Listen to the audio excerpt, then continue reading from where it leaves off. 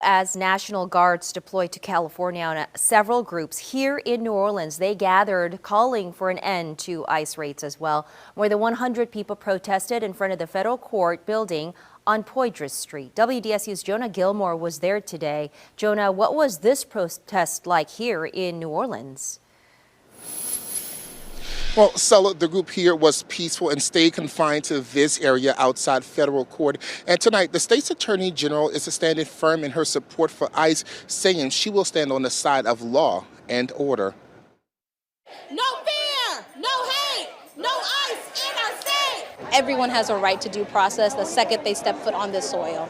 Outside the federal courthouse in New Orleans, locals used their voices to call an end to ICE raids and new partnerships with police. Stuff that limits our ability to protect our friends and neighbors, that's a problem, and people aren't going to stand for it. Several local groups spoke out against what they call illegal and unfair treatment of protesters as California's labor union president David Huerta was detained. We're not going to stand for these ICE repression tactics.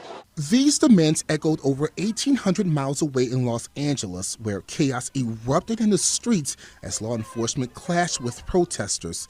In a statement, Louisiana Attorney General Liz Murrill said in part, "We in Louisiana fully support the brave men and women ICE agents," adding, "I and all of Louisiana will always stand on the side of law and order." Hopefully it has the deterrent effect, but he's federalized the National Guard. I think that's an appropriate step.